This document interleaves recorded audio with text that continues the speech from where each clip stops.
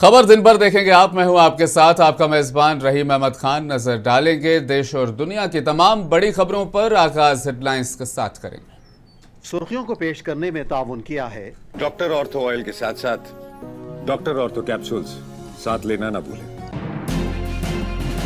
Middle east जंग के बीच PM Modi ने बुलाई high level meeting. Senior cabinet मंत्री भी रहे मौजूद। पेट्रोल गैस क्राइसिस समेत कई मुद्दों पर हुई बातचीत।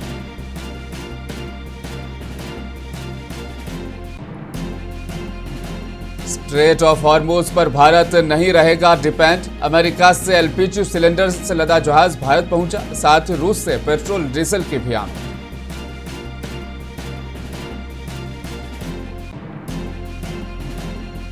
जेडीयू से किनारा कर आरएलडी में शामिल हुए कैसे त्यागे। जयंत चौधरी की मौजूदगी में ली सदस्यता। बोले जेडीयू और आरएलडी की विचारधारा में कोई फर्क नहीं।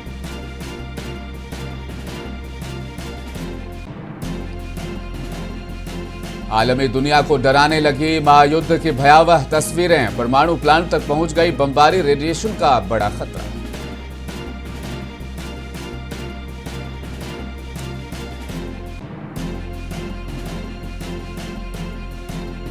जंग से पीछे हटते नजर आ रहे हैं डोनाल्ड ट्रंप। 48 घंटे में ईरान ने किए 4 बड़े हमले। ट्रंप के बाद नेतन्याहू ने ईरान के खिलाफ एकजुट होने की बाकी देशों से की अपील। मिडिल ईस्ट में गहराते युद्ध के संकट के बीच देश के प्रधानमंत्री नरेंद्र मोदी ने आज एक बड़ी इमरजेंसी बैठक बुलाई है। पीएम आवास पर जारी हाई लेवल मीटिंग में सीनियर कैबिनेट मंत्रियों के साथ कच्चे तेल, गैस और फर्टिलाइजर की सप्लाई चेन की समीक्षा की गई। सरकार का मकसद युद्ध के बीच देश में ईंधन और बिजली की निर्बाध आपूर्ति को यकीनी बनाना है। इस उच्च स्तरीय बैठक में गृह मंत्री, वित्त मंत्री, विदेश मंत्री और पेट्रोलियम मंत्री सहित कई वरिष्ठ कैबिनेट मंत्री और आला अधिकारी शामिल हुए। बैठक का मकसद देश भर में निर्बाध आपूर्ति और कुशल वितरण सुनिश्चित करना। सरकार इस दिशा में सक्रिय कदम अब उठा रही है। मिडिल ईस्ट में जारी भीषण युद्ध के मद्देनजर भारत ने स्ट्रेट ऑफ हॉर्मुज पर अपनी निर्भरता को कम करने के लिए कई कदम उठाए हैं, जिसके नतीजे में अब जमीनी स्तर पर रिजल्ट भी नजर आने लगे हैं। इसी बीच रूस से कच्चे तेल से लदा एक्वा टाइटन और अमेरिका से एलपीजी लेकर निकला जहाज पिक्सिस पायोनियर आज सुबह कर्नाटक के मंगलुरु बंदरगाह पहुंच गया। इससे घरेलू बाजार में पेट्रोल, डीजल और गैस की कीमतों को स्थिर रखने में मदद मिलेगी। मिडिल ईस्ट में जारी तनाव के बीच पेट्रोलियम और प्राकृतिक गैस मंत्रालय ने सिटी गैस डिस्ट्रीब्यूशन कंपनियों को निर्देश दिया है कि वह होटल्स, रेस्टोरेंट और कैंटीन जैसे कॉमर्शियल संस्थानों को पाइप्ड नेचुरल गैस कनेक्शन देने में प्राथमिकता दें, ताकि उन्हें लगातार जरूरी गैस मिलती रहे। सरकारी दफ्तरों को भी पीएनजी पर शिफ्ट होने की सलाह। मंत्रालय ने सभी केंद्रीय मंत्रालयों और राज्य सरकारों को पत्र लिखकर गैस इंफ्रास्ट्रक्चर से जुड़ी मंजूरियों में तेजी लाने को कहा है। सरकार चाहती है कि पेंडिंग पड़े प्रोजेक्ट्स और नए परमिशन जल्द से जल्द क्लियर हो जाएं। साथ ही केंद्र सरकार के सभी दफ्तरों, कॉलोनियों और कैंटीन को भी सलाह दी गई है कि वे अब सिलेंडर छोड़ दें और पीएनजी का इस्तेमाल शुरू करें। समाजवादी पार्टी के अध्यक्ष अखिलेश यादव ने इस बात का यकीन जताया है कि पश्चिम बंगाल में चल रहे विधानसभा चुनावों में ममता बनर्जी ऐतिहासिक जनादेश के साथ एक बार फिर मुख्यमंत्री बनेगी। क्योंकि वो अकेले लड़कर के भी जीत रही हैं, अकेले संघर्ष कर कर के भी जीत करके आ रही हैं। कितने भी अधिकारी बदल लें, चुनाव आयोग से मिलकर के बीजेपी और बीजेपी से मिलकर के चुनाव आयोग कोई भी सूची बना ले, डीजीपी, चीफ सेक्रेटरी या अन्य अधिकारियों को हटाने के बावजूद भी जनता आज ने ममता जी को ऐतिहासिक वोटों से जिता करके पुनः मुख्यमंत्री बनाने जा रही है। आप देखिए, पिछला चुनाव यूपी में अगर कोई अधिकारी हटाओ तो बताओ आप, और आने वाले समय में चुनाव होने जा रहा है, अभी से सेटिंग शुरू हो गई है कि कौन सा अधिकारी कहां सेट होगा। मैंने तो आपको फरकाबाद का किस्सा सुनाया था, और नहीं मानते आप जानकारी कर लोगे, अगर बात गलत हो तो बताइए। कोलकाता में आरजीकर मेडिकल कॉलेज की लिफ्ट में फंसने से एक शख्स की मौत हो गई। मृतक की पहचान अरूप बंदोपाध्याय के तौर पर हुई। मामले में 5 लोगों को पूछताछ के लिए हिरासत में लिया गया। हालांकि इस मामले पर बीजेपी और एबीवीपी ने सियासत तेज कर दी। एबीवीपी ने आज आरजीकर मेडिकल कॉलेज और अस्पताल के बाहर प्रदर्शन किया और ममता बनर्जी के खिलाफ जमकर नारेबाजी की।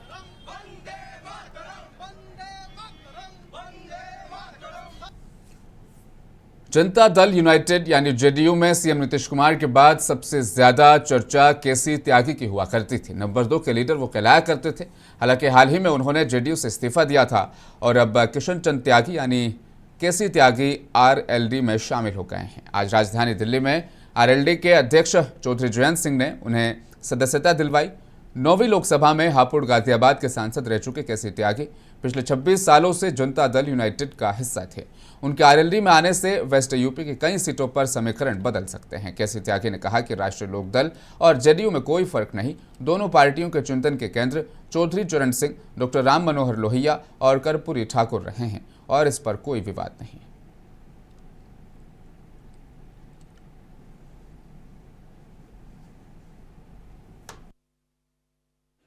अब से ठीक 52 साल पहले 9 अगस्त 1974 को चौधरी चरण सिंह जी लोकदल बना रहे थे।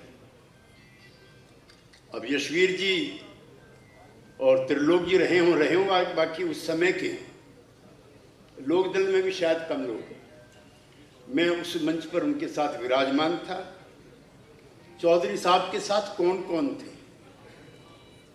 5 बार के मुख्यमंत्री रहे बीजू पटनायक उनके उपाध्यक्ष थे।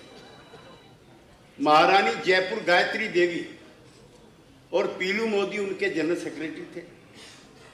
रवि राय जी, राजनारायण जी, कर्पूरी ठाकुर जी, चौधरी देवीलाल जी, कुंभाराम आर्य जी, चांदराम जी, ये उनके पदाधिकारी थे। मैं आज ये कहना चाहता हूं कि मैं दोनों सदनों का सदस्य रह चुका हूं। प्रधानमंत्री नरेंद्र मोदी ने बिहार दिवस के मौके पर आज सीएम नीतीश कुमार को एक लंबा पत्र लिखकर बिहार दिवस की बधाई दी। बिहार के गौरव का जिक्र करने के साथ साथ उन्होंने पत्र में नीतीश कुमार के लिए कहा कि उनकी क़यादत में बिहार एक बड़े परिवर्तन का गवाह बना है। उन्होंने ये लिखा कि बिहार वासियों ने देश और दुनिया में अपनी मेहनत, ईमानदारी और प्रतिभा से एक अलग पहचान बनाई है। बिहार दिवस के मौके पर राज्य की सांस्कृतिक विरासत और विकास को दर्शाने वाले भव्य कार्यक्रम भी बिहार की सरजमीन पर आयोजित किए जा रहे हैं। बताते चलें, मुख्य आयोजन गांधी मैदान पटना में हो रहा है, जहां पर विभिन्न विभागों की झलकियां, ड्रोन लाइट शो, त्रिआयामी प्रस्तुति और सांस्कृतिक कार्यक्रम पेश किए जा रहे हैं। पटना में आज इस समारोह का आगाज सीएम नीतीश कुमार ने किया।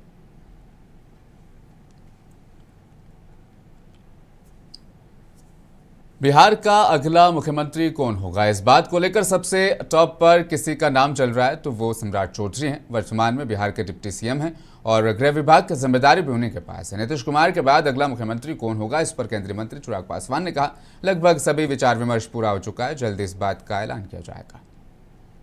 हद तक पूरी भी हो गई है, महज अब एक औपचारिकता है ऐलान भर की, और मुझे लगता है कि बहुत जल्द उसको भी पूरा कर दिया जाएगा। एक बात स्पष्ट है कि जो भी नई सरकार का नेतृत्व करेगा वो मेरे मौजूदा मुख्यमंत्री, हमारे बिहार के मौजूदा मुख्यमंत्री आदरणीय नीतीश कुमार जी के अनुभव, मार्गदर्शन, उनकी सोच पर चलने वाला वो नेतृत्व होगा।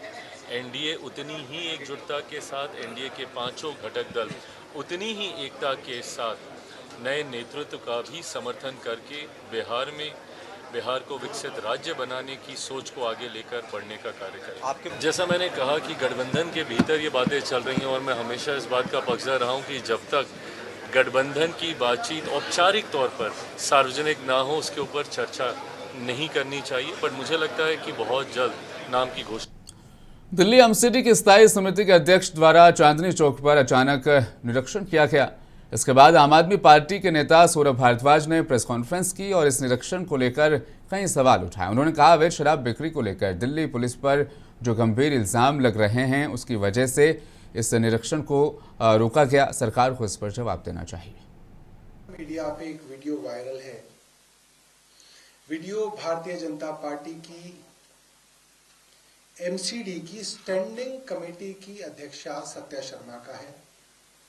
स्टैंडिंग कमेटी का अध्यक्ष होना मतलब ऐसा है जैसे किसी सरकार का चीफ मिनिस्टर।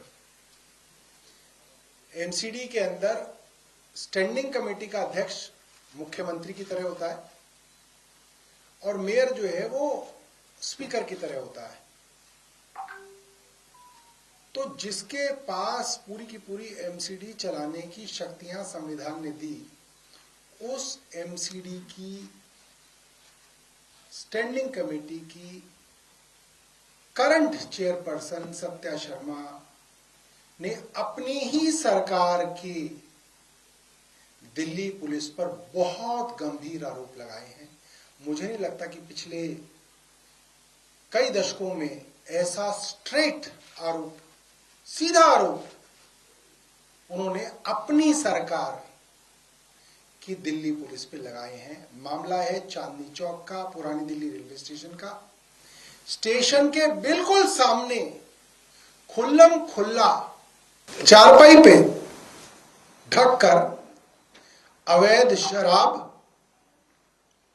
और बियर बेची जा रही है, खुल्लम खुल्ला। और एक दो नहीं, मुझे लग रहा है सैकड़ों शराब की बोतलें थी। पिछले 2-3 दिनों से देश भर के अलग अलग राज्यों में कई त्योहार सेलिब्रेट किए जा रहे हैं। ईद के साथ साथ नवरात्रि, सरहुल पूजा, उगादी भी देश भर में सेलिब्रेट किया गया। राजस्थान में इस बीच गणगौर पूजा की धूम मची हुई है। पिंक सिटी जयपुर में 2 दिवसीय गणगौर महोत्सव का आज समापन हुआ। इस दौरान शाही लवाजमे के साथ गणगौर माता की सवारी निकली। जयपुर, जोधपुर, उदयपुर, भरतपुर और अलवर समेत कई जिलों में श्रद्धा उमड़ी। कलाकारों ने कच्छी, घोड़ी, घेर, कालबेलिया, चरी, घूमर नृत्य पेश किए। जोधपुर में माता को करीब 2 करोड़ ज्वेलरी पहनाई गई। पारंपरिक मार्गों से गुजरते हुए घंटाघर पहुंचकर शोभा यात्रा संपन्न हुई। अलवर में रियासतकालीन सवारी को विशेष गार्ड ऑफ ऑनर भी दिया गया और जयपुर में भी धूमधाम से गणगौर की सवारी का समापन हुआ।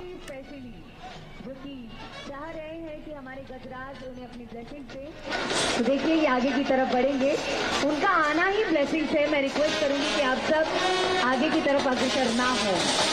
राजस्थान की संस्कृति और विरासत का सभी पेश करते हुए, जैसा कि हमने आपको बताया कि कई दिनों तक बिना पानी के रेगिस्तान में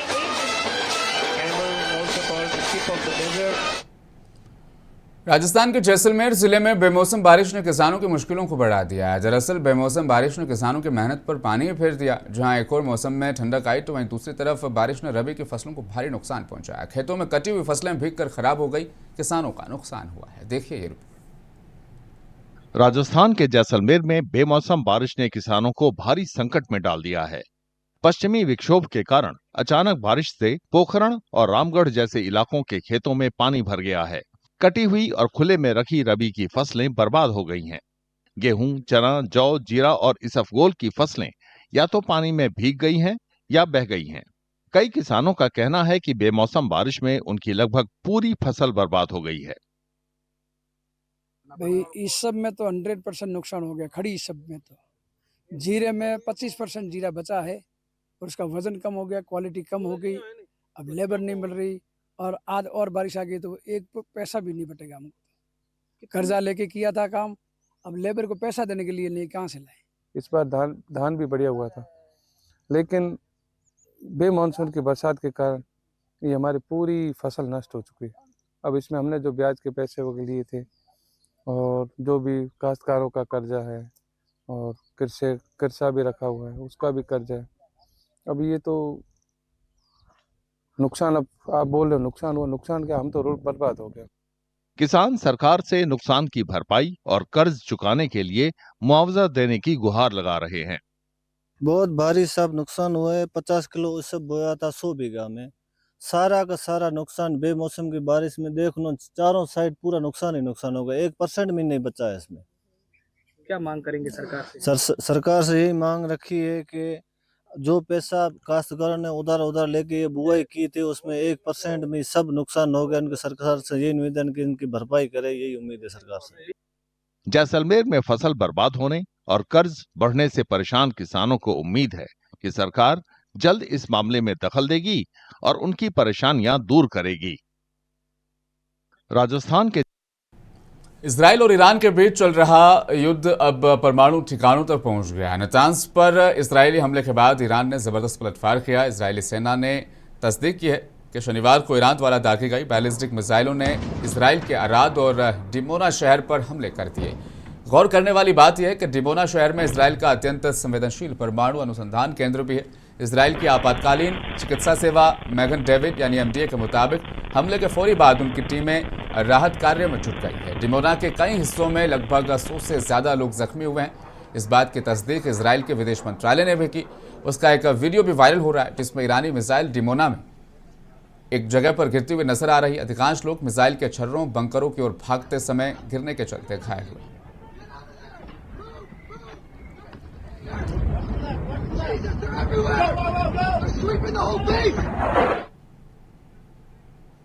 तो ईरान ने इजराइल पर अपने हमले तेज कर दिए। ईरान ऐसी मिसाइलों का इस्तेमाल कर रहा है जो लंबी दूरी पर तो वार करती है, साथ ही इजराइल का आयरन डोम भी उन्हें रोक नहीं पा रहा। साउथ इजराइल के अरज शहर में ईरानी मिसाइल के हमले में 200 से ज्यादा लोग जख्मी हुए। नेतन्याहू ने कहा कि यह चमत्कार है कि किसी की मौत नहीं हुई। उन्होंने इजरायली जनता से कहा लापरवाह न बने और मिसाइल अलर्ट यानी सायरन के बजते ही शेल्टर्स में जाएं। इसराइल ईरान के अलावा लेबनान पर भी हमलावर है। इसराइल ने अपनी सेना को आदेश दिया है कि लेबनान के फ्रंटलाइन गांवों में घरों को तेजी से गिराने की प्रक्रिया शुरू की जाए।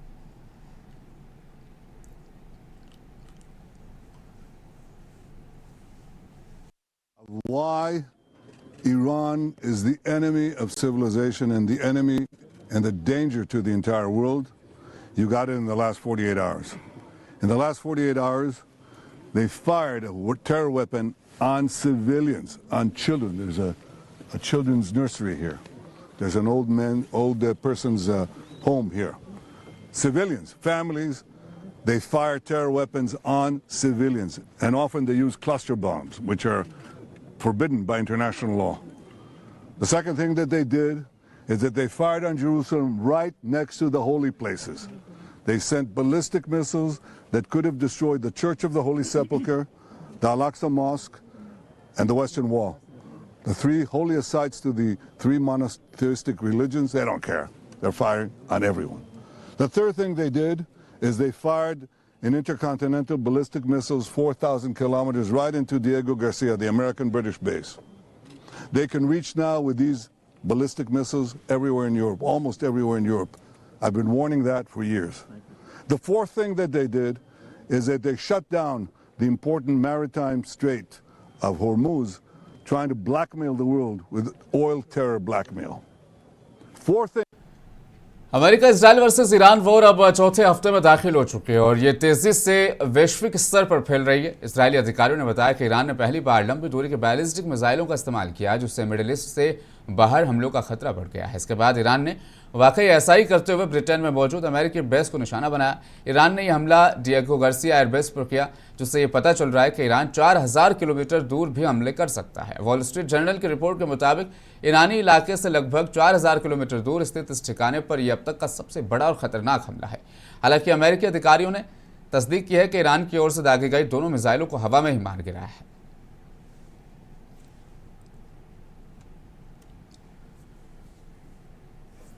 तो वहीं इस बीच तुर्की के विदेश मंत्री हाकान फिदान ने ईरान, अमेरिका और इसराइल के बीच चल रहे युद्ध को समाप्त करने के तरीकों पर चर्चा करने के लिए जोर दिया।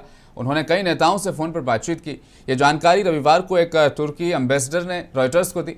सूत्र के मुताबिक फिदान ने ईरान के विदेश मंत्री अब्बास अराक्ची, मिस्र के विदेश मंत्री बदर अब्देलट्टी, यूरोपीय संघ के विदेश नीति प्रमुख काजा कल्लास और अमेरिकी अधिकारियों से अलग अलग बातचीत की गई। चर्चाओं या किसी विशेष प्रस्तावों के बारे में कोई और जानकारी नहीं दी गई।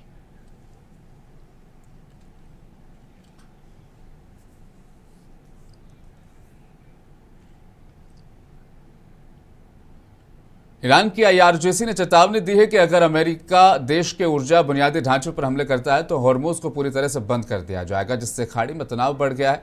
ये चेतावनी अमेरिकी राष्ट्रपति डोनाल्ड ट्रंप द्वारा ईरान को अल्टीमेटम जारी करने के बाद एक बार फिर से सामने आई। ट्रंप ने ईरान को धमकी दी थी कि 48 घंटे में हॉर्मुज को खोल दे।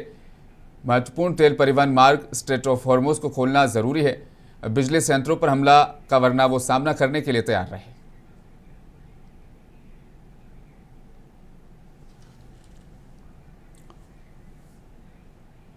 तो स्ट्रेट ऑफ हॉर्मुज को लेकर ईरान ने पूरी दुनिया पर जो दबाव बनाया था उसका असर अब देखने को मिल रहा है। 22 देशों ने मिलकर ईरान से हमलों को रोकने और हॉर्मुज को फिर से खोलने की अपील की। संयुक्त अरब अमीरात, Bahrain, Britain, Germany, France, Japan, south Korea और ऑस्ट्रेलिया समेत कई देशों ने इस इलाके में व्यापारिक जहाज़ों के साथ साथ तेल और गैस सुविधाओं पर ईरान के हमलों को रोकने की अपील की है।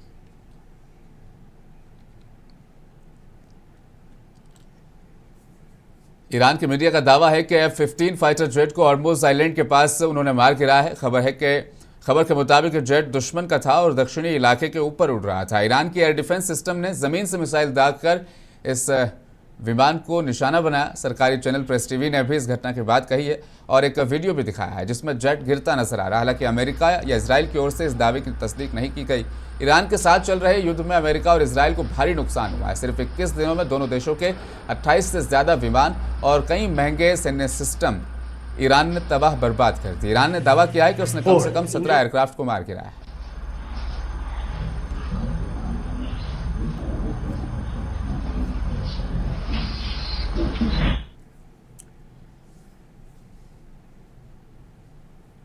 क्यूबा में बीते दिन एक बार फिर देश का पूरा पावर ग्रिड सिस्टम ठप हो गया, जिससे देश के लगभग 1 करोड़ 10 लाख लोग बिजली के बिना अंधेरे में उनको रहना पड़ा। ये मार्च महीने में तीसरा ब्लैकआउट है। क्यूबन इलेक्ट्रिक यूनियन ने पूरे देश में ब्लैकआउट का ऐलान किया। शुरुआत में कारण नहीं बताया गया, लेकिन बाद में यूनियन ने केमागुए प्रांत के न्यूविटास थर्मो इलेक्ट्रिक प्लांट में एक जनरेटिंग यूनिट के अचानक खराब होने को जिम्मेदार ठहराया। ट्रंप कई महीनों से ये संकेत दे रहे हैं कि क्यूबा की सरकार पतन के कगार पर है, अमेरिका क्यूबा पर कब्जा कर सकता है। उन्होंने कुछ समय पहले पत्रकारों से कहा था कि उन्हें भरोसा है कि जल्द ही उन्हें क्यूबा पर कब्जा करने का सम्मान मिलेगा।